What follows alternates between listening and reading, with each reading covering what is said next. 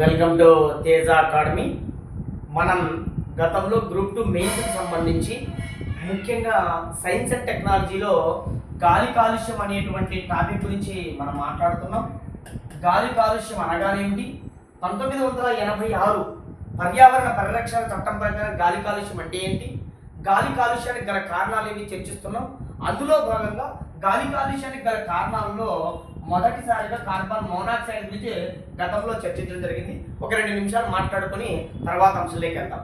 ముఖ్యంగా carbon monoxide అనేది ఈరోజు ప్రపంచంలో కానీ భారతదేశంలో కానీ దాదాపుగా 50% ఆటోమొబైల్స్ రంగం నుంచే విడుదలవుతుంది.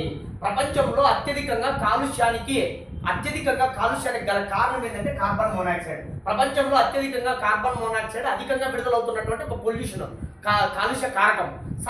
సాధారణంగా ఆ మొబైల్స్ రంగం నుంచి ఆటోమొబైల్స్ రంగం నుంచి, ముఖ్యంగా కార్ల నుంచి, డీజిల్ కార్లు, బస్సులు, ఈ బైక్స్ నుంచి విడుదలయ్యేటువంటి ఎగ్జాస్ట్ అయ్యేటువంటి వాయువుల్లో 50% కార్బన్ మోనాక్సైడే ఉంటుంది. సార్, వాతావరణంలో కార్బన్ మోనాక్సైడ్ కొన్ని రకాల పరిణామాలకు గురి చేసినప్పటికీ మానవ శరీరంలో కొంతవరకు కార్బన్ మోనాక్సైడ్ ఈజీగా ఉంటే, తక్కువ పరిమాణంలో ఉంటే ఇది దాదాపుగా మానవునికి న్యూరో ట్రాన్స్మిటర్గా ఉపయోగపడుతుందని మాట్లాడుకోవడం జరిగింది. అందులో భాగంగానే సికిల్ సెల్ అనీమియా వ్యాధి చికిత్సలో కూడా కార్బన్ మోనాక్సైడ్ ఉపయోగిస్తారు. అయితే ఈ కార్బన్ మోనాక్సైడ్ వాతావరణంలో పెరిగే కొద్దీ ముఖ్యంగా ట్రోపోస్ఫియర్లో ఓజోన్ యొక్క పర్సెంటేజ్ను పెంచుతుందని మాట్లాడుకున్నాం. అంతేకాకుండా ఈ కార్బన్ మోనాక్సైడ్ అనేది మానవుని యొక్క హీమోగ్లోబిన్, అంటే మానవుని యొక్క ఎర్ర రక్తనాళాల్లో ఉన్నటువంటి ఒక పిగ్మెంట్ ఏంటి హీమోగ్లోబిన్. ఈ హీమోగ్లోబిన్ ఏం చేస్తుందంటే ఆక్సిజన్తో కనెక్ట్ కాకుండా కార్బన్ మోనాక్సైడ్తో కనెక్ట్ అయ్యి కార్బాక్సీ హీమోగ్లోబిన్గా మారుతుందని మాట్లాడుకోవడం జరిగింది. ఇది టిష్యూలోకి చేరి, ఇది కణాల్లోకి చేరి, కణాల్లో కొన్ని రకాలైనటువంటి అలసటకు, దాంతో పాటుగా ఎనర్జీ ఉత్పత్తి కాక చివరికి మరణం సంభవించే అవకాశం కూడా కలిగి ఉంటుంది. సార్, రంగు, రుచి, వాసన లేని గాలి కంటే తేలికైన వాయువుని మాట్లాడుకోవడం జరిగింది. ముఖ్యంగా కార్బన్ మోనాక్సైడ్ అనేది పరిశ్రమల నుంచి, ఆటోమొబైల్స్ రంగం నుంచి, వాటితో పాటుగా సిగరెట్ పొగలో కూడా కార్బన్ మోనాక్సైడ్ ఉంటుందని గతంలో మాట్లాడుకోవడం జరిగింది. చాలా ఇంపార్టెంట్. ప్రపంచంలో అత్యధికంగా కాలుష్యానికి కారణమవుతున్నటువంటి ఒక పొల్యూషన్ గుర్తించండి అంటే కార్బన్ మోనాక్సైడ్. సార్, రెండవ దాని గురించి మాట్లాడినా సల్ఫర్ డయాక్సైడ్ వాయువు. సార్, మనందరికీ తెలిసిందే సల్ఫర్ అనేది అగ్నిపర్వతాలు బద్దలైనప్పుడు కానీ, లేదా పెట్రోల్ దహనం చేసినప్పుడు కానీ, అనగా రిఫైనరీలు కానీ, అదేవిధంగా థర్మల్ విద్యుత్ కేంద్రాలు అనగా బొగ్గును ఉపయోగించి విద్యుత్తును తయారు చేసే కేంద్రాల నుంచి కానీ, లోహాల ప్రగలనం చేసేటువంటి వాటిలో ఈ సల్ఫర్ డయాక్సైడ్ వాయువు విడుదలవుతుందని మాట్లాడుకోవడం జరిగింది. ఈ సల్ఫర్ కంటెంట్ ఎప్పుడైతే విడుదలవుతుందో ఆక్సిజన్తో కలిపి సల్ఫర్ డయాక్సైడ్, తర్వాత ఆక్సిజన్ పరమాణుతో కలిసి సల్ఫర్ డయాక్సైడ్, దాని తర్వాత H2SO4గా కన్వర్ట్ అయ్యి ఆమ్ల వర్షాలకు కారణమవుతుందని గతంలో ఆమ్ల వర్షాలు అనే పాఠంలో మనం చర్చించుకోవడం జరిగింది. ఇంకా సల్ఫర్ డయాక్సైడ్ చాలా ఇంపార్టెంట్. ఏమైనా నష్టాలు కలగజేస్తుందంటే సార్, స్మాగ్కు కారణమవుతుందన్నాం. స్మాగ్ అంటే స్మోక్ ప్లస్ ఫాగ్. ముఖ్యంగా సాంప్రదాయ సిద్ధమైన స్మాగ్ వెరీ వెరీ ఇంపార్టెంట్. నేను గతంలో 2 వీడియోలు చెప్పడం జరిగింది. సాంప్రదాయ సిద్ధ స్మాగ్, దీన్నే గ్రేటర్ స్మాగ్, దీన్నే కిల్లర్ స్మాగ్, దీన్నే లండన్ స్మాగ్, దీన్నే క్షయీకరణ స్మాగ్. ఇన్ని పేర్లు ఉన్నాయి చూడండి. దీన్నే క్షయీకరణ స్మాగ్ అని, లండన్ స్మాగ్ అని, గ్రేటర్ స్మాగ్ అని, కిల్లర్ స్మాగ్ అని, క్షయీకరణ స్మాగ్ అంటారు. సాంప్రదాయ సిద్ధమైన స్మాగ్ ఎందుకంటారంటే సాంప్రదాయ ఇంధన వనరులైనటువంటి పెట్రోల్ నుంచి, డీజిల్ నుంచి, కిరోసిన్ నుంచి, సాంప్రదాయ సిద్ధమైన బొగ్గు నుంచి, ముఖ్యంగా శిలాజ ఇంధనాల నుంచి విడుదలయ్యేటువంటి వాయువు పొల్యూషన్ ఏంటంటే సల్ఫర్. తద్వారా సల్ఫర్ వలనే ఈరోజు ఈ విధమైనటువంటి సాంప్రదాయ సిద్ధమైనటువంటి స్మాగ్ కారణమవుతుంది. అందుకే దీన్ని సాంప్రదాయ సిద్ధమైన స్మాగ్ అంటాం. అంటే ఏం లే, శిలాజీంధనాల నుంచి, గతంలో ఉపయోగిస్తున్నటువంటి శిలాజీంధనాల నుంచి విడుదలవుతుంది కాబట్టి దీన్ని సాంప్రదాయ సిద్ధమైన స్మాగ్ అంటారు. సార్, లండన్లో వచ్చింది కాబట్టి లండన్ స్మాగ్ అంటాం. ఇది దాదాపుగా 4,000 మంది మరణాలకు కారణమైంది కాబట్టి గ్రేటర్ స్మాగ్, కిల్లర్ స్మాగ్ అంటారు. క్షయీకరణ ధర్మాన్ని కలిగి ఉంటుంది. సార్, ఇది ఆమ్ల లక్షణాలను కలిగి ఉంటుంది. సార్, ఆమ్ల లక్షణాలను కలిగి ఉంటుంది. ఆమ్ల ఏరోసాల్. సార్, ఎప్పుడైనా కానీ సల్ఫర్ డయాక్సైడ్ H2తో కలిస్తే రియాక్షన్ ఈజ్ సల్ఫ్యూరిక్ ఆమ్లమే కదా, ఆమ్ల లక్షణాలు కలిగి ఉంటుంది. ధర్మం మాత్రం క్షయీకరణ ధర్మం. అందుకే దీన్ని ఏమంటామంటే క్షయీకరణ స్మాగ్ అంటారు. చాలా చాలా ఇంపార్టెంట్. 1-2 సార్లు జాగ్రత్తగా అర్థం చేసుకోండి. సార్, ఇంకా దీన్ని 1952వ సంవత్సరంలో వచ్చిందని చెప్పుకోవడం జరిగింది. ఇది 1-2 సార్లు జాగ్రత్తగా అర్థం చేసుకోండి. ఇక్కడ వరకు మనం గతంలో మాట్లాడుకోవడం జరిగింది. మరి ఇప్పుడు ఇక మూడవ పొల్యూటెంట్, మూడవ కాలుష్య కారకం ఏంటంటే నైట్రోజన్ ఆక్సైడ్స్. చాలా చాలా ఇంపార్టెంట్. ఇవి కూడా చాలా ఇంపార్టెంట్. సార్ ముందుగా నైట్రోజన్ ఆక్సైడ్స్ ఎక్కడి నుంచి విడుదలవుతాయి? సార్ ఫస్ట్ నైట్రోజన్ ఆక్సైడ్ మూలం ఏంటి? సార్ ఏమీ లేదు, వాహనాల నుంచి విడుదలవుతాయి, పరిశ్రమల నుంచి విడుదలవుతాయి, వాటితో పాటుగా రసాయనిక ఎరువుల నుంచి విడుదలవుతాయి. ఇవి నైట్రోజన్ ఆక్సైడ్. చాలా చాలా ఇంపార్టెంట్, బ్రెయిన్లో బాగా ఫిట్ చేయాలి. వాహనాల నుంచి కానీ, పరిశ్రమల నుంచి కానీ, రసాయనిక ఎరువుల నుంచి కానీ ఈ నైట్రోజన్ ఆక్సైడ్స్ అనేవి ఎక్కువగా విడుదలవుతాయి. ఒకటి. మరి నైట్రోజన్ ఆక్సైడ్స్ ఎన్ని రకాలు ఉన్నాయి? సార్ గతంలో మాట్లాడుకున్నాం. నైట్రోజన్ ఆక్సైడ్స్ రకాల గురించి మాట్లాడేటప్పుడు అందులో ఒకటి నైట్రిక్ ఆక్సైడ్. నేను గతంలో చర్చించడం జరిగింది, మళ్ళీ ఒకసారి ఇక్కడ చర్చిస్తున్నా కాబట్టి ఒకసారి చెక్ చేసుకోండి. దీన్ని నైట్రిక్ ఆక్సైడ్ అంటారు. సార్ ఇది నైట్రస్ ఆక్సైడ్. సార్ కన్ఫ్యూజ్ వద్దు, నేను ఎన్నిసార్లు చెప్తున్నానంటే ఖచ్చితంగా ఈ కన్ఫ్యూజ్ పడతారనేటువంటి కోణంలోనే చెప్తున్నా. నైట్రిక్ ఆక్సైడ్ విత్ సంకేతాలతో సహా నేర్చుకోండి. Nitrous oxide. సార్ మూడవది nitrogen dioxide, NO2. Nitrogen dioxide చాలా ఇంపార్టెంట్, ప్రతిదీ కీలకము, ప్రతిదీ ఇంపార్టెంటే. ఇక నాలుగవది నైట్రోజన్ పెంటాక్సైడ్ అంటాం. ఈ నాలుగింటిని కలిపి మనం ఏమంటామంటే నైట్రోజన్ ఆక్సైడ్స్ అంటాం. సార్ ఒక పెన్ను పేపర్ తీసుకొని ఈ 4 ప్రాక్టీస్ చేయండి. ఇందులో ఈ నైట్రిక్ ఆక్సైడ్ దాదాపుగా 95% ఉంటుంది. సార్ 95% నైట్రిక్ ఆక్సైడ్ ఉంటుంది. ఇక మిగిలినవి దాదాపుగా 5% ఉంటాయి. ఆ 5%లో కూడా ఎక్కువ ఉన్నది ఏంటంటే నైట్రోజన్ డయాక్సైడ్. సార్ ఫస్ట్ మాత్రం 95% గుర్తుపెట్టుకోండి. మరి ఇవన్నీ కూడా ఎక్కువగా వాహనాల నుంచి విడుదలవుతాయి, పరిశ్రమల నుంచి విడుదలవుతాయి, రసాయనిక ఎరువుల నుంచి విడుదలవుతాయి కదా. ఈ నాలుగింటిలో ఈ నైట్రస్ ఆక్సైడ్ చూడండి, ఇది పక్కన వీలైతే రాసుకోండి. గ్రీన్ హౌస్ గ్యాస్ గా పనిచేస్తుంది, హీట్ ట్రాపింగ్ గ్యాస్ గా పనిచేస్తుంది, గ్లోబల్ వార్మింగ్ కు కారణమవుతుంది. Very very very very important. Sir ఇక్కడ రాసుకొని ఇక్కడ రాసుకోండి. సార్ ఇక్కడ చూడండి, ఈ నైట్రోజన్ డయాక్సైడ్ చూడండి, NO2 చూడండి, ఇది దేన్ని తయారు చేస్తుందంటే PCS ని ఏర్పాటు చేస్తుంది. ఇప్పుడు మాట్లాడదాం దాని పేరు photo chemical smog. Very very important. Sir గతంలో మనం ఫోటో కెమికల్ స్మాగ్ అంటే సార్ నైట్రోజన్ ఆక్సైడ్స్ కదా అని చెప్పింటాం. నైట్రోజన్ ఆక్సైడ్ లో మళ్ళీ ఫోటో కెమికల్ స్మాగ్ కు అత్యధిక కీలకం ఏంటంటే నైట్రోజన్ డయాక్సైడ్. ఏముంది సార్, సల్ఫర్ డయాక్సైడ్ వచ్చి అక్కడ సాంప్రదాయ సిద్ధమైన స్మాగ్ ఏర్పడుతుందని గుర్తుపెట్టుకోండి. ఇప్పుడు ఫోటో కెమికల్ స్మాగ్ గురించి చర్చిద్దాం. చాలా ఇంపార్టెంట్. మన గ్రూప్ 2లో చెప్తున్నా కదా, మన గ్రూప్ 2లో ఈ ప్రశ్న అడగలా, కానీ ఈసారి జరిగేటువంటి గ్రూప్ 2లో ఖచ్చితంగా అడుగుతాడు. చాలా ఇంపార్టెంట్. ఖచ్చితంగా అసలు అంత ఇంపార్టెంట్ ఇది ఎందుకో టచ్ చేయకోకుండా ఆ ప్రశ్నలు ఇవ్వలేదన్నమాట. ఈసారి ఖచ్చితంగా అడుగుతాడు. మరి ఫస్ట్ మనము ఫోటో కెమికల్ స్మాగ్ అంటే ఏంటో చూద్దాం ఒకసారి. ఫోటో కెమికల్ స్మాగ్ పేరులోనే ఉంది సార్, కాంతి సమక్షంలో ఏర్పడినటువంటి ఒక రసాయనిక smog. Sir photo chemical smog ఏర్పడడానికి గల కారణం ఎవరేనంటే ఫస్ట్ బ్రెయిన్ లో ఫీడ్ చేయండి సార్ మీరు. ఇది ఈ ఈక్వేషన్ ఖచ్చితంగా గుర్తుకుండాలా. NOx అంటే nitrogen oxides plus sir hydrocarbons, వీటిని VOCలు అంటారు, వోలటైల్ ఆర్గానిక్ కాంపౌండ్స్ అంటారు, plus ozone. Very very very important. ఈ ముగ్గురు కలిస్తే ఏర్పడేదే photo chemical smog. Sir photo chemical smog అనేది ఒక ద్వితీయ కాలుష్య కారకం. సార్ ప్రాథమిక కాలుష్య కారకాలు 2 కలిస్తే ఏర్పడి ద్వితీయ కాలుష్య కారకం. సార్ ప్రాథమిక కాలుష్యకాలు అంటే ఎట్లయితే విడుదలవుతాయో అట్లే ప్రభావం చూపాల. ద్వితీయ కాలుష్య కారకాలు అంటే 2 ప్రాథమిక కాలుష్య కారకాలు కలిస్తే ఏర్పడింది ఫోటో కెమికల్ స్మాగ్. ఇదో ఒక ప్రాథమిక కాలుష్య కారకం, ఇంకొక ప్రాథమిక కాలుష్య కారకం కలిస్తే ఏర్పడింది PCS. సార్ ఈ 2 కలిస్తే ఏర్పడేది పాన్ పెరాక్సీ అసిటైల్ నైట్రేట్ అని చెప్పినాను గతంలో, చెక్ చేసుకోండి. ఈ 2 కలిస్తే పాన్ ఏర్పడుతుంది. ఈ రెండింటికి మధ్యలో ఓజోన్ కలిసింది అనుకో ఫోటో కెమికల్ స్మాగ్ ఏర్పడుతుంది. మరి ఈ ఫోటో కెమికల్ స్మాగ్ గురించి చాలా ఇంపార్టెంట్.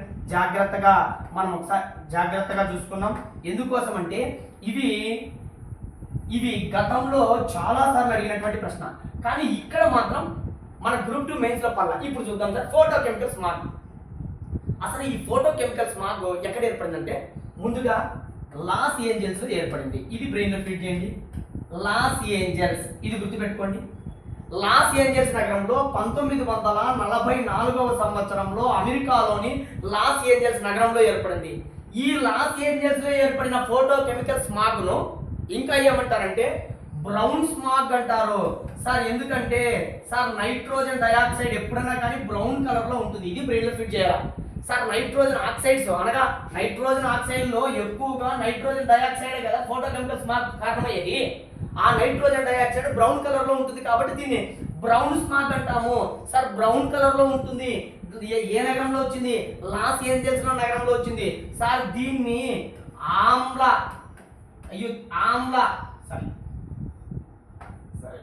ఆక్సీకరణ, దీన్ని ఏమంటారంటే ఆక్సీకరణ పొగమంచు అంటారు.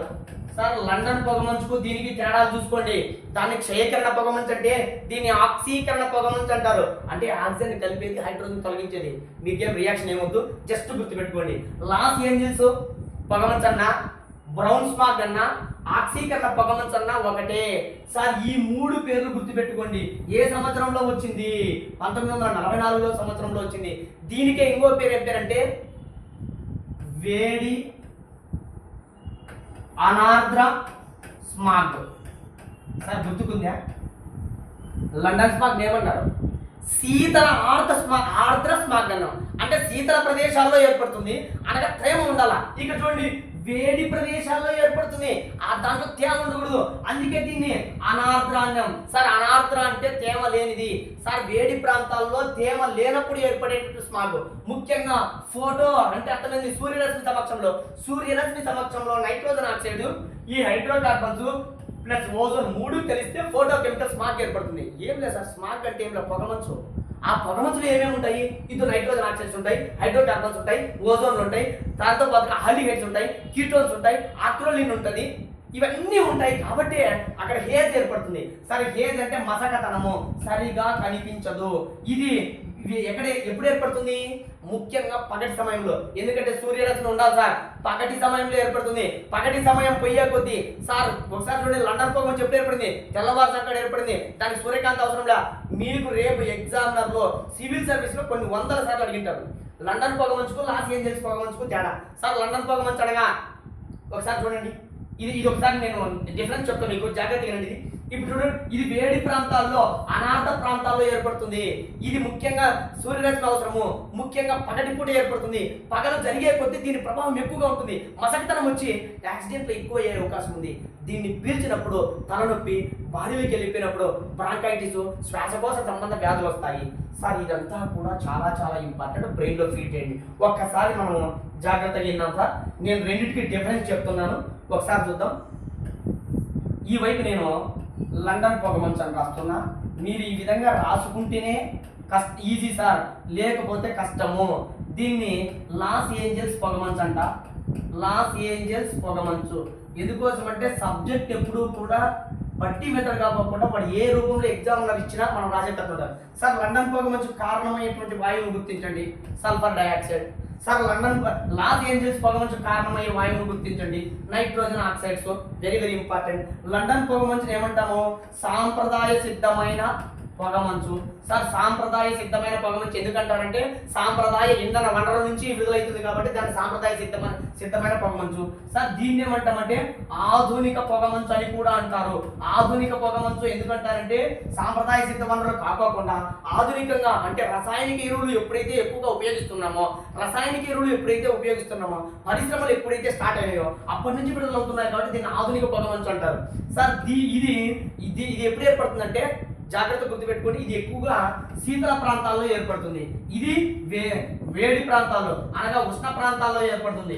సార్ ఈ విధంగా మీరు రాసుకున్నారంటే చాలా ఈజీగా ఉంటుంది. సార్ ఇక్కడ ఖచ్చితంగా ఆర్ద్ర అనగా తేమ పరిస్థితులు ఉండాలా. ఇక్కడ ఏ విధంగా ఉండాలా? అనార్ద్ర పరిస్థితులు ఉండాలా. అనార్ద్ర పరిస్థితులు అంటే తేమ లేకోకుండా ఉండాలా అని అర్థము. దీన్ని ఈ పొగమంచుని ఏమంటామంటే క్షయీకరణ పొగమంచు అంటారు. క్షయీకరణ పొగమంచు. దీన్ని ఏమంటామంటే ఆక్సీకరణ పొగమంచు. ఆక్సీకరణ పొగమంచు very very very important sir. ఇది ఎప్పుడు వచ్చింది? 1952లో వచ్చింది. సార్ ఇది ఎప్పుడు వచ్చింది? ఇది 1944లో వచ్చింది.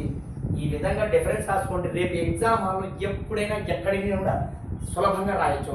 సార్ ఈ సల్ఫర్ డైఆక్సైడ్కి ఏం చేసినారు? హైడ్రోకార్బన్స్ అంటే సల్ఫర్ డైఆక్సైడ్ కార్బన్ కణాలు ఏర్పడ్డాయి. కార్బన్ కణాలు ఏర్పడడం. సార్ ఈ నైట్రోజన్ ఆక్సైడ్కి ఏమైంది? హైడ్రోకార్బన్స్ ప్లస్ ఓజోన్ కలిస్తే ఈ ఫోటో కెమికల్ స్మాగ్ ఏర్పడింది. సార్ ఇక్కడ సూర్యకాంతి అవసరం లేదు. దీనికి సూర్యకాంతి సమక్షంలో ఏర్పడదు, కానీ ఇది సూర్యకాంతి సమక్షంలోనే ఏర్పడుతుంది. అంటే ఇది పగటిపూట మాత్రమే జరుగుతుంది. సార్ ఇక్కడ చూడండి, ఇది పగటిపూటే, ఇది రాత్రిపూట జరుగుతుంది. ఈ స్మాగ్ ఎక్కువగా తెల్లవారుజామున ఎక్కువగా ఉంటుంది, పొయ్యే కొద్దీ ఇంకా పెరుగుతుంది. ఇది పగలు సూర్యకాంతి ఉన్నప్పుడు మాత్రమే తిరిగి పగలు పొయ్యే కొద్దీ ఎక్కువ జరుగుతుంది. ఇది ఈ రెండింటికి డిఫరెన్స్. 1-2 సార్లు బాగా బ్రెయిన్లో ఫీడ్ చేయండి. ఖచ్చితంగా క్వశ్చన్ పేపర్ కష్టంగా వచ్చింది అంటే నో డౌట్ ఆఫ్ ఖచ్చితంగా తప్పులు చేసే అవకాశం ఉంది. సరే సార్, నెక్స్ట్ మనము నైట్రోజన్ ఆక్సైడ్స్ గురించి మాట్లాడుతున్నాం. ఒకవేళ ఇంకా ఈ నైట్రోజన్ ఆక్సైడ్స్ ఒకవేళ మన బాడీలోకి అంటే పరిశ్రమల నుంచి కానీ అనగా రసాయనిక ఎరువుల నుంచి కానీ అనగా ఈ వాహనాల నుంచి నైట్రోజన్ ఆక్సైడ్స్ ఇంకా పెరిగిపోయాయి అనుకోండి, ఏమవుతుంది మన బాడీలో? సార్ ఈ నైట్రోజన్ ఆక్సైడ్స్ ఎప్పుడైతే మన బాడీలోకి పెరిగాయి అనుకోండి, చాలా ఇంపార్టెంట్ సార్, జాగ్రత్తగానండి. మన బాడీలో సార్ మనందరికీ తెలిసిందే ఈ లంగ్స్ ఉంటాయి, లంగ్స్ అంటాం. ఈ లంగ్స్ ఈ లంగ్స్లో ఇక్కడ చిన్న చిన్న నిర్మాణాలు ఉంటాయి. చిన్న చిన్న నిర్మాణం మన లంగ్స్లో చిన్న చిన్న నిర్మాణం, వీటిని ఏమంటామంటే వాయు గోనులు అంటాం. సార్ జాగ్రత్తగా అండి, వాయు గోనులు. వీటికే ఇంకో పేరు ఇంగ్లీష్లో ఆల్వియోలు అంటారు. ఆల్వియో. ఈ వాయుగోణంలో యాక్చువల్గా ఈ లంగ్స్ దీంట్లోకి ఈ వాయుగోణంలోకి ఆక్సిజన్ వచ్చి చేరుతుంది. అయితే వాతావరణంలో నైట్రోజన్ ఆక్సైడ్ కానీ పెరిగింది అనుకోండి, సార్ జాగ్రత్తగా వినండి, వాతావరణంలో నైట్రోజన్ ఆక్సైడ్ కానీ పెరిగింది అనుకోండి, ఈ వాతావరణంలో నైట్రోజన్ ఆక్సైడ్ పెరిగిపోతే ఆక్సిజన్ ఉండాల్సిన ప్లేస్లో ఈ ఆక్సిజన్ ఇక్కడ ఆక్సిజన్ చేరాల, ఆక్సిజన్ ప్లేస్లో నైట్రోజన్ ఆక్సైడ్ చేరిపోతుంది. ఈ నైట్రోజన్ ఆక్సైడ్ చేరిపోవడం వల్ల వాయుగోణుల పరిమాణం పెరిగిపోతుంది. సార్ వాయుగోణులు ఆల్వియోల్ పరిమాణం ఉబ్బుతాయి అంటే వాయుగోణులకు సంబంధించిన వ్యాధి వస్తుంది. దాన్ని ఏమంటామంటే ఎంఫసిమా. ఇది కూడా ఎన్నోసార్లు కాంపిటీషన్ ఎగ్జామ్స్లో అడిగింది. వెరీ వెరీ ఇంపార్టెంట్, గుర్తుపెట్టుకోండి సార్.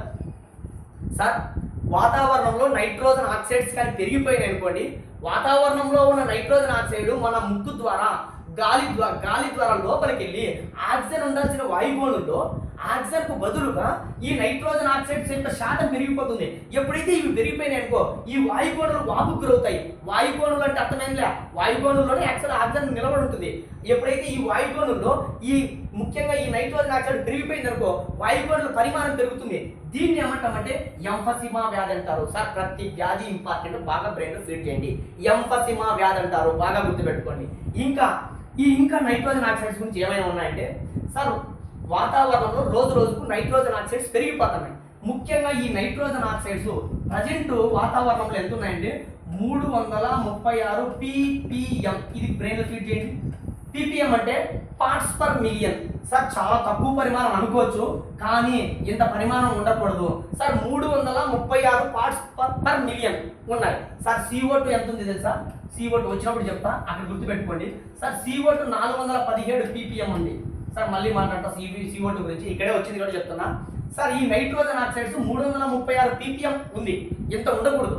ముఖ్యంగా నైట్రోజన్ ఆక్సైడ్ యొక్క జీవితకాలం ఎంతంటే సార్ ముఖ్యంగా నైట్రోజన్ ఆక్సైడ్స్ లో నేను చెప్తున్నది నైట్రస్ ఆక్సైడ్ గురించి మాట్లాడుతున్నా, గ్రీన్ హౌస్ గ్యాస్ గురించి మాట్లాడుతున్నా. ఇది నైట్రోజన్ ఆక్సైడ్స్, నైట్రస్ ఆక్సైడ్ గురించి మాట్లాడుతున్నా. దాదాపుగా 117 సంవత్సరాల జీవితకాలాన్ని కలిగి ఉంటుంది. సార్ ఒక్కసారి చూడండి, జాగ్రత్తగా రండి. కార్బన్ మోనాక్సైడ్ ఏమో 3 years ఉంటుంది, సల్ఫర్ డయాక్సైడ్ ఏమో 2 to 4 days ఉంటుంది. ఇక్కడ చూడండి, ఈ ముఖ్యంగా నైట్రోజన్ ఆక్సైడ్స్ లో మీరు నైట్రోజన్ ఆక్సైడ్స్ బ్లర్గా గుర్తుపెట్టుకోండి. నైట్రోజన్ ఆక్సైడ్స్ 117 years ఉంటుంది. అంటే దీని ప్రభావం ఎంతగా ఉంటుందో అర్థం చేసుకోండి. ఇందులో మళ్ళీ రకాలు ఉన్నాయి. అందులో నైట్రస్ ఆక్సైడ్ చాలా చాలా డేంజరస్. ఎందుకనగా ఇది గ్రీన్ హౌస్ ఎఫెక్ట్ సహాయపడుతుంది, గ్రీన్ హౌస్ ఎఫెక్ట్ తోడ్పడుతుంది, కాబట్టి మహా డేంజరస్ వాయువు. సార్ అదే విధంగా నైట్రోజన్ డయాక్సైడ్ ఉంది దీంట్లో. ఇది నైట్రోజన్ డయాక్సైడ్ దేనికి ఉపయోగపడుతుంది? ఈ నైట్రోజన్ డయాక్సైడ్ అనేది ఫోటోకెమికల్స్ మాకు సహాయపడుతుంది, కాబట్టి ఇది ప్రమాదకరమే. కాబట్టి బాగా బ్రెయిన్లో ఫీడ్ చేయండి. నైట్రోజన్ ఆక్సైడ్స్ అనగానే దీనికి మించినటువంటి ఉండదు, జాగ్రత్తగా ట్రేస్ అవుట్ చేయండి. సార్ ఇంకా నైట్రోజన్ ఆక్సైడ్స్ గురించి ఏమైనా సమాచారం? సార్ ప్రపంచంలో నైట్రోజన్ ఆక్సైడ్స్ను అత్యధికంగా రిలీజ్ చేస్తున్న దేశం ఏంటంటే చైనా. చాలా ఇంపార్టెంట్, బ్రెయిన్లో ఫీడ్ చేయండి.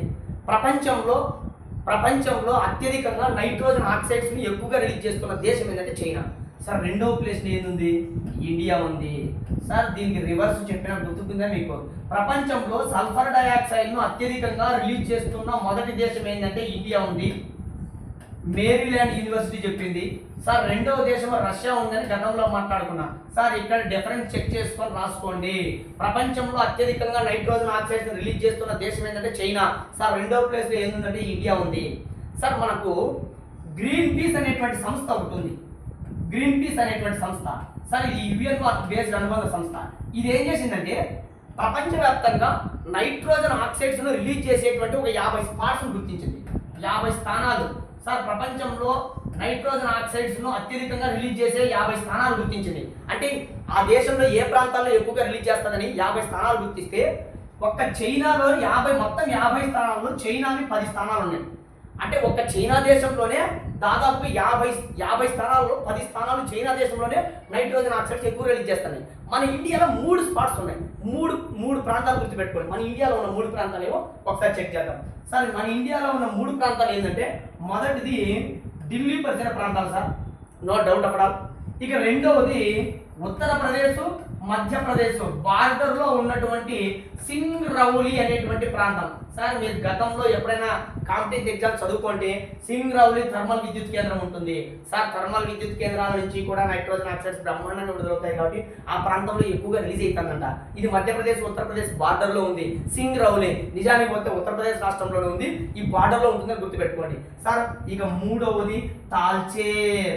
సార్ తాల్చేర్ పేరు వినే ఉంటారు, ఒడిశా రాష్ట్రంలో ఉంది. మనకు అణువిద్యుత్ వచ్చినప్పుడు దీని గురించి చాలా చక్కగా మాట్లాడతాం. తాల్చేర్ అనేది ఒడిశా రాష్ట్రంలో ఉంది. ఈ గ్రీన్ పీస్ అనే సంస్థ ఏం చెప్పిందంటే ఇండియాలో కూడా నైట్రోజన్ ఆక్సైడ్స్ కు 3 ప్లేసెస్ ఉన్నాయి. అందులో భాగంగా ఢిల్లీ ఒకటి, ఉత్తరప్రదేశ్ మధ్యప్రదేశ్ బార్డర్లో ఉన్న సింగ్రాలో ఒకటి, తాల్చేర్ ఒకటి. ఇప్పుడు చెప్పిన ప్రతి ఇన్ఫర్మేషన్ నీట్గా, ఎందుకంటే కన్ఫ్యూజ్ పడతారు సార్. నైట్రోజన్ ఆక్సైడ్స్ అంటే ఏంది, నైట్రోజన్ ఆక్సైడ్స్లో ఉన్న రకాలు ఏంది సార్. నైట్రస్ ఆక్సైడ్ బ్రెయిన్లో ఫీడ్ చేయండి, ఇది గ్లోబల్ వార్మింగ్ సహాయపడుతుంది. నైట్రోజన్ డయాక్సైడ్ ఫోటోకెమికల్ స్మాగ్ సహాయపడుతుంది. నైట్రిక్ ఆక్సైడ్ పెద్దగా ఇంపార్టెంట్ లేదు, కానీ ఎక్కువగా విడుదలయ్యేది మాత్రం 95%. అవి కూడా కొంచెం ఇబ్బందికరమైన పరిస్థితులు ఉంటాయి. ఈ నైట్రోజన్ ఆక్సైడ్స్ ఏవి పీల్చుకున్నా కూడా మానవులకు రకరకాల వ్యాధులు వస్తాయి. ముఖ్యంగా ఎంఫసిమా, ముఖ్యంగా లంగ్స్కి సంబంధించిన డిసీజ్ వస్తుందని గుర్తుపెట్టుకోండి. ఇది నైట్రోజన్ ఆక్సైడ్ సంబంధించింది, చాలా చాలా ఇంపార్టెంట్, బాగా బ్రెయిన్లో ఫీడ్ చేయాలి. సార్ ఇంకా 4వ వాయువు కార్బన్ డయాక్సైడ్ వాయువు. దీని గురించి మనం గ్లోబల్ వార్మింగ్లో చాలా చక్కగా మాట్లాడతాం. కార్బన్ డయాక్సైడ్ వాయువు సార్ ఇది ఎక్కడి నుంచి విడుదలవుతుందంటే ముఖ్యంగా పెట్రోలు, డీజిల్ పరిశ్రమల నుంచి, వాహనాల నుంచి, వాటితో పాటుగా మానవులు మరియు ఇతర జంతువుల శ్వాసక్రియ నుంచి కార్బన్ డయాక్సైడ్ ఎక్కువగా రిలీజ్ అవుతుంది. సార్ వాతావరణంలో కార్బన్ డయాక్సైడ్ 0.03% ఉంటే అందరికీ మంచిది. కానీ ఎప్పుడైతే పరిశ్రమల సంఖ్య పెరిగిందో, వాహనాల సంఖ్య ఎప్పుడైతే పెరిగిందో, మానవ జనాభా ఎప్పుడైతే పెరిగిందో, ఈ మానవ జనాభా కొన్ని రకాల కార్యకలాపాల వల్ల రోజు రోజుకు వాతావరణంలో కార్బన్ డయాక్సైడ్ శాతము పెరిగిపోతుంది. పెరిగిపోవడం వల్ల గ్లోబల్ వార్మింగ్కు కారణమవుతుంది. మరి గ్లోబల్ వార్మింగ్ కారణమవుతుంది. మరి ప్రజెంట్ సార్ యాక్చువల్గా 1780వ సంవత్సరంలో యాక్చువల్గా కార్బన్ డయాక్సైడ్ ఎంత ఉందంటే వాతావరణంలో చూడండి సార్, ఎంత ఇంపార్టెంట్ చూడండి. 1780వ సంవత్సరంలో కేవలము 220 ppm మాత్రమే ఉండేది. ఎప్పుడు 1780లో. కానీ సార్ జాగ్రత్తగా నండి, 2024వ సంవత్సరం నాటికి 400 ppm, 17 ppm. ఇది మన గ్రూప్ 2లో మన అనలిస్ట్ ఎగ్జామ్లో గ్రేడ్ 2 అనలిస్ట్లో అడిగినటువంటి ప్రశ్న సార్. ఇది ఎవర్ గ్రీన్ 400 పైన గుర్తుపెట్టుకోండి. 400 ppm parts per million. Sir అదే మనము నైట్రోజన్ ఆక్సైడ్స్లో నైట్రస్ ఆక్సైడ్ ఎంత ఉందని చెప్పాను, 1కి 2 సార్లు ఈ విధంగా రాసుకొని ప్రాక్టీస్ చేసుకుంటేనే సార్ 336 ppm ఉందని మాట్లాడుకున్నాను చూడండి. సార్ ఇది 336 ఉంటే ఇక్కడ 417 ppm ఉంది. ఈ విధంగా డిఫరెన్సెస్ చెక్ చేసుకోండి. చెక్ చేసుకుంటే ఈజీగా గుర్తుపెట్టుకోవచ్చు. కార్బన్ డయాక్సైడ్ అనేటువంటిది, దీని గురించి మనం గ్లోబల్ వార్మింగ్ వచ్చినప్పుడు చాలా చక్కగా మాట్లాడదాం. గ్లోబల్ వార్మింగ్కు ప్రధానమైన కారణం ఇది. సార్ నేను మళ్ళీ ఒకసారి చెప్తున్నా, గ్రీన్ హౌస్ గ్యాసెస్ ఇక్కడ రాస్తున్నా. గ్రీన్ హౌస్ గ్యాసెస్ అన్ని మొత్తం ఎన్ని ఉంటాయంటే 8 ఉంటాయి. యాక్చువల్గా క్యోటో ప్రోటోకాల్ 6 గుర్తిస్తారు. సార్ బాగా పెన్ను పేపర్ తీసుకొని ప్రాక్టీస్ చేసుకోండి. ఇది CO2 అనేది first green house effect. Sir రెండవది ఏంటంటే ఇది మొత్తం 76%. నేను గ్రీన్ హౌస్ ఎఫెక్ట్ వచ్చినప్పుడు మాట్లాడతా. కార్బన్ డయాక్సైడ్ ఈ రోజు ప్రపంచంలో అత్యధికంగా గ్రీన్ హౌస్ ఎఫెక్ట్ కారణమవుతున్న వాయువు ఏంటంటే కార్బన్ డయాక్సైడ్. 76% ఇదే గ్రీన్ హౌస్ ఎఫెక్ట్. సార్ రెండవ వాయువు ఏంటంటే మీథేన్. సార్ ఇది 16% కారణం అవుతుంది. సార్ మీథేన్ మనందరికీ తెలిసింది. ముఖ్యంగా ఈ చెత్త చెదారం నుంచి కుళ్ళిపోయిన పదార్థాల నుంచి విడుదలయ్యే వాయువు ఏంటంటే మీథేన్. వెరీ వెరీ ఇంపార్టెంట్, బాగా బ్రెయిన్లో ఫీడ్ చేయాలి. ఇక మూడవ సార్ నైట్రస్ ఆక్సైడ్. ఖచ్చితంగా గుర్తుపెట్టుకోవాల్సిన వాయువు నైట్రస్ ఆక్సైడ్, చాలా ఇంపార్టెంట్. నాలుగవది HFC, హైడ్రో ఫ్లోరో కార్బన్లు. సార్ క్లోరో కార్బన్లు కాదు, హైడ్రో ఫ్లోరో కార్బన్లు. ఓజోన్కు మంచిదే కానీ గ్రీన్ హౌస్ గ్యాస్గా పనిచేస్తుంది. సార్ ఐదవది PFC, పర్లో ఫ్లోరో కార్బన్స్. ఆరోది సల్ఫర్ హెక్సా ఫ్లోరైడ్. ఈ 6 క్యోటో ప్రోటోకాల్లో గుర్తించింది. సార్ క్యోటో ప్రోటోకాల్ అనేది చెప్తే ఏంటది, 1997లో జరిగిన ఒక ఒప్పందం క్యోటో ప్రోటోకాల్ ప్రకారం ఈ 6 గ్రీన్ హౌస్ గ్యాసెస్ ఉన్నాయి. కానీ 7వది వచ్చి ఓజోన్ ఉంది, 8వది వచ్చి black carbon. Sir black carbon అంటే ఏందో కాదు, థర్మల్ విద్యుత్ కేంద్రాల నుంచి మసి అంటాం కదా, సూట్ మసి, బ్లాక్ కార్బన్ అంటాం దాన్ని. ముఖ్యంగా వాహనాల పొగగొట్టాల నుంచి విడుదలవుతుంది. ఈ 8 కూడా గ్రీన్ హౌస్ గ్యాస్ గా పనిచేస్తున్నాయి. ఈ 8 ఒకసారి రెండు పేపర్ తీసుకొని ప్రాక్టీస్ చేయండి. ముఖ్యంగా నైట్రస్ ఆక్సైడ్ ప్రాక్టీస్ చేయండి, HFCని ప్రాక్టీస్ చేయండి. ఎక్కువ భాగం కన్ఫ్యూజ్ పడేది ఇక్కడే. ఇది కార్బన్ డైఆక్సైడ్ సంబంధించి ఇక్కడే మాట్లాడుతున్నా. దాని తరువాత ఇంకా ఏమైనా వాయు కాలుష్యానికి కారణమయ్యే దాంట్లో మనందరికీ తెలిసిందే CFC. ఇప్పుడే మాట్లాడినా క్లోరో ఫ్లోరో కార్బన్లు. సార్ ఈ క్లోరో ఫ్లోరో కార్బన్లు ఎక్కడి నుంచి రిలీజ్ అవుతాయంటే ఏసీల నుంచి విడుదలవుతాయి, ఫ్రిడ్జ్ల నుంచి విడుదలవుతాయి, సార్ ఏరోసాల్స్ నుంచి విడుదలవుతాయి, ఈ ఫోముల నుంచి విడుదలవుతాయి. ఈ క్లోరో ఫ్లోరో కార్బన్లు విడుదలయ్యి ముఖ్యంగా ఓజోన్ వాయువుకు రంధ్రాలు చేస్తుంది, చిల్లులు పెడుతుంది. కాబట్టి అంటార్కిటికా ఖండంలో ఈ ఓజోన్ పొర యొక్క మందం ఏమైతుందంటే రోజు రోజుకు తగ్గుతుంది. కాబట్టి క్లోరో ఫ్లోరో కార్బన్ అనగానే నేను నీట్గా జాగ్రత్తగా మీకు ఓజోన్ పరిరక్షణ చెప్పేటప్పుడు నీట్గా జాగ్రత్తగా చెప్పడం జరిగింది, బాగా గుర్తుపెట్టుకోండి. సార్ తరువాత చాలా చాలా ఇంపార్టెంట్, మనకు అవసరమైనటువంటిది ఎగ్జామ్ హాల్లో దీని మీద ప్రశ్న లేకుండా ఉండదు. పిఎం అంటే particulated matters. Very very very important. దీని మీదనే మనకు ప్రశ్నలు అడుగుతాడు. పర్టికులేటెడ్ మ్యాటర్ ఫస్ట్ ఏదో జాగ్రత్తగా విన్నాం. సార్ ఫస్ట్ పర్టికులేటెడ్ మ్యాటర్ అంటే ఏంటంటే చాలా తక్కువ పరిమాణంలో, సూక్ష్మ పరిమాణంలో ఉన్నవి, చాలా తక్కువ పరిమాణంలో ఉన్నవి. ఈ వాటిని ఏమంటామంటే పర్టికులేటెడ్ మ్యాటర్స్ అంటాం. సార్ ఈ పర్టికులేటెడ్ మ్యాటర్స్ ఎక్కడి నుంచి విడుదలవుతాయి? మనము ఉదాహరణకు గడ్డిని కాల్చినప్పుడు కానీ, ఉదాహరణకు మన బండిలో పెట్రోల్ వాడిన తర్వాత ఈ దహనం చెందినప్పుడు, అంటే వేడి కంబషన్ జరిగినప్పుడు ఆ పొగగొట్టం నుంచి విడుదలవుతాయి చూడండి. అవి వాటితో పాటుగా బొగ్గు నుంచి విడుదలయ్యేటువంటి బూడిద, ఇట్లాంటివన్నీ కూడా పర్టికులేటెడ్ మ్యాటర్సే. సార్ ఏం లేదు సార్, పర్టికులేటెడ్ మ్యాటర్స్ అంటే చాలా చిన్న పరిమాణం ఉంటాయి. ఇవి 2 టైప్స్ పర్టికులేటెడ్ మ్యాటర్స్, 2 టైప్స్. ఒకటి ఏమంటామంటే PM 2.5, very very very important sir. రెండవ దాన్ని ఏమంటామంటే PM10. ఇవి బ్రెయిన్లో ఫీడ్ చేయాలా, ఖచ్చితంగా ఎగ్జామినర్ వీటిని టచ్ చేస్తాడు. సార్ పర్టికులేటెడ్ మ్యాటర్ అంటే ఏంటంటే ఫస్ట్ 2 రకాలు. ఒకటి పర్టికులేటెడ్ మ్యాటర్ 2.5, 2 పర్టికులేటెడ్ మ్యాటర్ 10. సార్ 2.5 మైక్రాన్ల పరిమాణాన్ని కలిగి ఉన్న పర్టికులేటెడ్ మ్యాటర్ ఏమంటామంటే PM 2.5 అంటాం. సార్ అట్లా కాకుండా 2.5 మైక్రాన్ల నుంచి 10 మైక్రాన్ల మధ్య విస్తీర్ణం కలిగి ఉన్న వాటిని ఏమంటామంటే PM10 అంటాము. సార్ ఇవి మైక్రాన్లు. సార్ మైక్రాన్ అంటే చాలా తక్కువ పరిమాణంలో ఉంటాయి. సార్ ఇవి PM 2.5, జాగ్రత్తగా గుర్తుపెట్టుకోండి. PM 2.5 వీటిని ఏమంటామంటే వీటిని ఫైన్ పార్టికల్స్ అని కూడా అంటారు. సార్ జాగ్రత్తగా వినండి, ఫైన్ పార్టికల్స్ అంటే చిన్న పరిమాణంలో ఉంటాయి కాబట్టి వీటి ఎందుకంటే PM10 కంటే తక్కువ, ఇది PM10 కంటే తక్కువ కాబట్టి వీటిని ఫైన్ పార్టికల్స్ అంటాం. వీటిని ఏమంటామంటే కోర్స్ పార్టికల్స్ అంటాం. సార్ కోర్స్ పార్టికల్స్ అంటే పెద్ద పరిమాణంలో ఉంటాయి. దేనితో పోలిస్తే ఇదో PM 2.5తో పోలిస్తే ఎక్కువ ఉంటాయి కాబట్టి పరిమాణాలు పెద్దగా ఉంటాయి కాబట్టి వీటిని కోర్స్ పార్టికల్స్ అంటాం. 1-2 సార్లు జాగ్రత్తగా వినండి. వీటిని ఫైన్ పార్టికల్స్ అంటాం, వీటిని కోర్స్ పార్టికల్స్ అంటాం. సార్ వీటిని సూక్ష్మ పార్టికల్స్ అంటాం, వీటిని స్థూల పార్టికల్స్ అంటాం.